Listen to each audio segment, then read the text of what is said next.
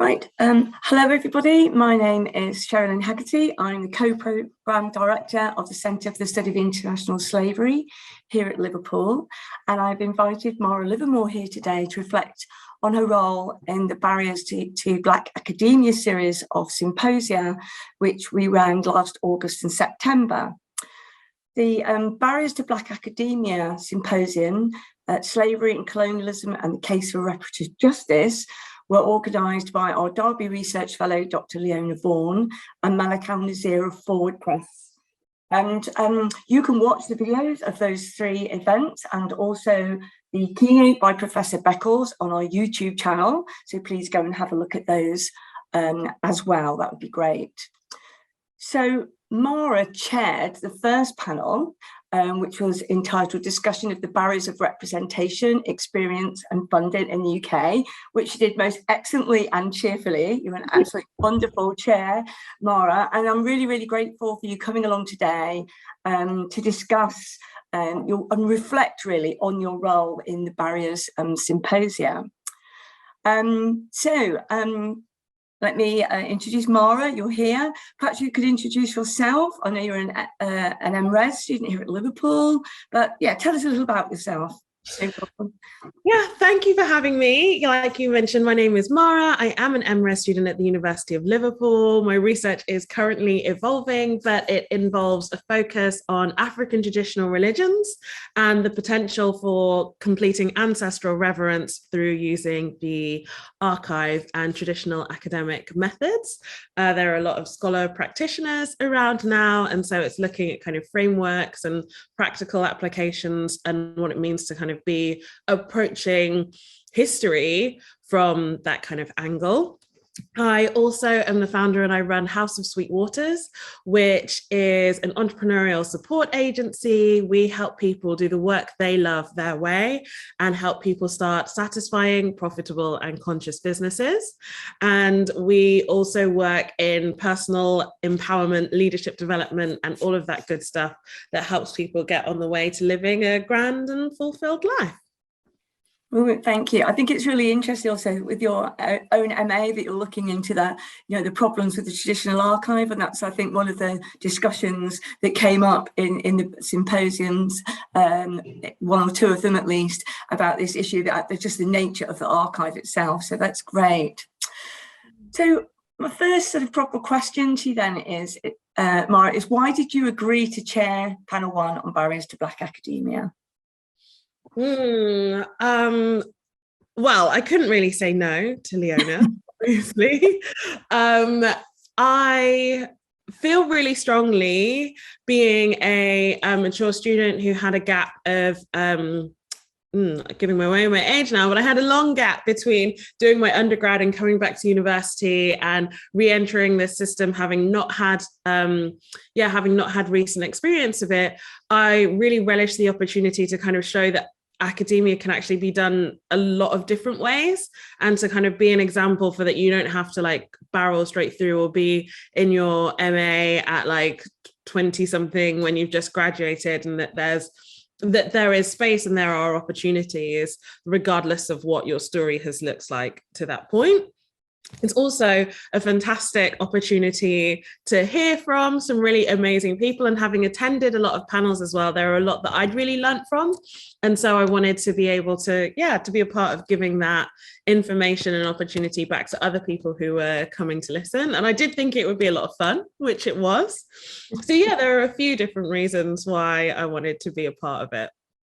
Excellent, thank you so much. I was struck during all the symposium about how honest all the participants were, including yours, and I think that honesty was really invaluable for anyone that was watching and listening.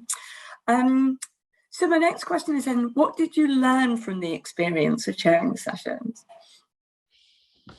I think one of the main things that I came away from the panel thinking was just kind of being awestruck by the influence that all of the past work that had gone on and all the battles that people had fought before me had enabled me in 2019, 2020 until now-ish to be kind of doing quite radical Afrocentric research focused on African traditional religions, which, had it not been for all of that, probably wouldn't be an acceptable topic of research.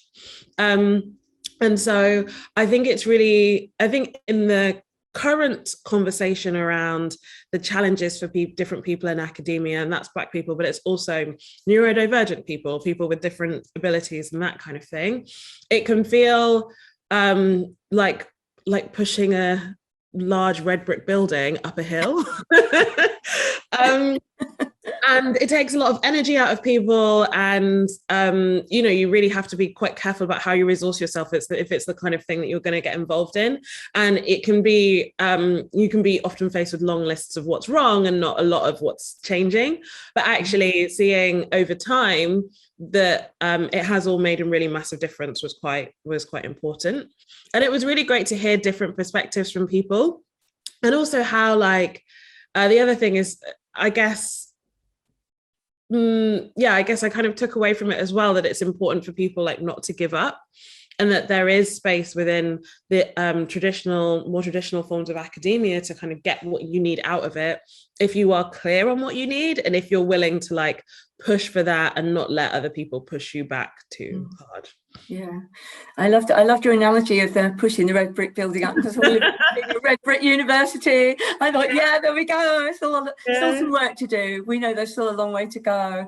And with that in mind, I wondered then, well, you said you sort of enjoyed it, but what was the strongest feeling? Did you think you enjoyed it, or did you find it frustrating to have to retell and re-listen to some of these stories?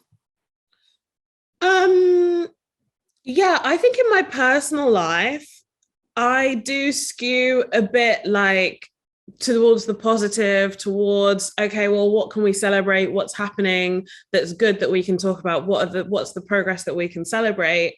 And definitely before I got involved in academia or got to my current stage in life, I would have been no, I don't want to be involved in writing a report or, rehashing what's happened, because I feel like it should be very clear to a lot of people, and that it shouldn't require this kind of data reports and stuff. But seeing how things move in academia and also more older institutions, I do see the value in that. And I think it's I think there's also something really different when you know that, I know that Leona and Malik, they were really supportive of me when I was chairing, and I was I want to make this useful for people. And I have attended events before that are really the kind of doom and gloom roster of everything that you're going to struggle with and suffer from, and how hard it's going to be and how bad it's going to be. And there is, there's obviously space for that for some people, but I've definitely come away from some things feeling quite despondent and oh my gosh. So my focus was really on making it useful and practical, and getting out what people would need to, the facts that people would need to know, but in a way that they're okay, this is how I use that, then this is what I might be facing, this is how I combat it, rather than here's just stuff that you're going to have to deal with and there's probably no way around it type negative. Sort of a toolbox, as it were, for helping people, to sort of take the positive and try and do the best with it, rather than sort of not bother at all, which is definitely. I think that the point of the point of having this, it shouldn't be lost, the work that people have done. I think that's really important too.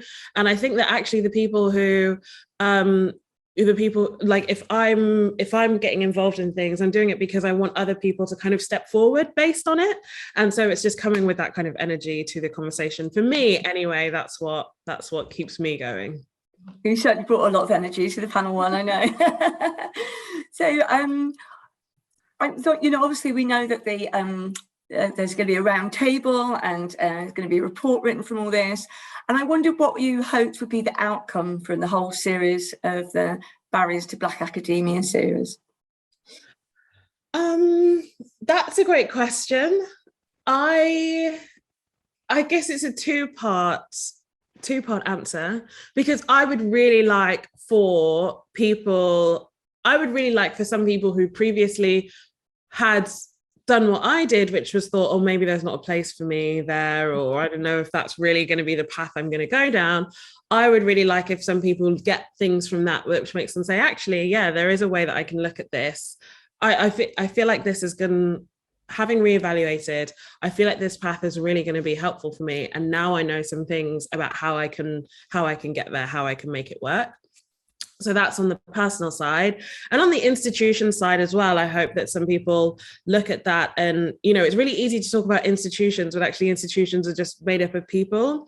And I meet a lot of people who have, you know, who are not getting the best support. And it really is an individual who's the one sat across them saying, no, we can't make this easier for you, like, which for whatever reason, right? And so I hope that there are some people who get some information and some context to be like, actually, you know what, if I looked at that a little bit more flexibly, I could have really made a difference to how someone feels about not just the institution, but not just this particular like context, but also this subject overall, and education and their own academic prowess and all these different things. And I think that in seeing how actually like small and consistent changes towards being more inclusive, supportive, and equity focused can really make a difference, because there's a lot of focus on, okay, how do we get the University of Liverpool to change stuff and policies? But actually,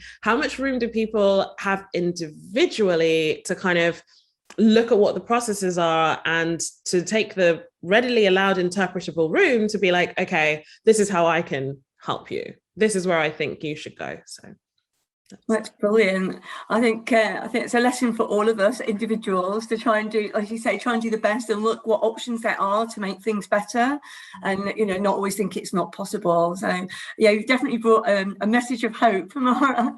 I wonder if there was just anything else you wanted to add, or are you happy with that? So, I guess there is one thing actually.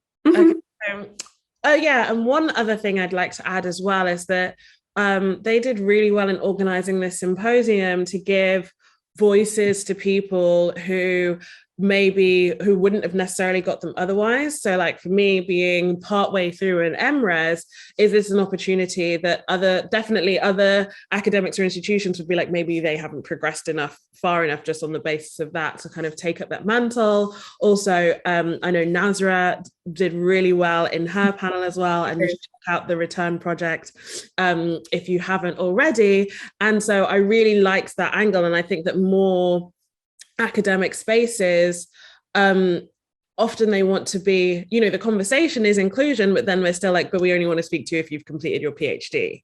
And it's like, actually, I think that I'd love to see people kind of copying the framework of this one as well, and bringing in voices from different places and also a lot more expertise, because there are so many people who have done years of research but have never found universities accessible. And if that information isn't going to be lost, and if universities are going to become fair and balanced and equitable places, then more kind of cross-pollination between like personal long-term career researchers and people within institutions is going to be great for everyone. Oh, that's great. Yet another positive note, Mara. And actually, it's a great link for me. Just lastly, to tell everyone that the Leona and Malik are arranging the final roundtable for March in this year, in conjunction with the Centre for the Study of International Slavery and the University of Bristol. And there'll be more on that to come very soon. Mara, can I just thank you once again for chairing the panel in the first place, but also coming back and reflecting on it. And I think this has been really useful, lovely sort of reflection on your role in it and where the symposium is going to go, and hopefully it will achieve what it's setting out to do as a whole. That's great stuff. Thank you so much. Thank you.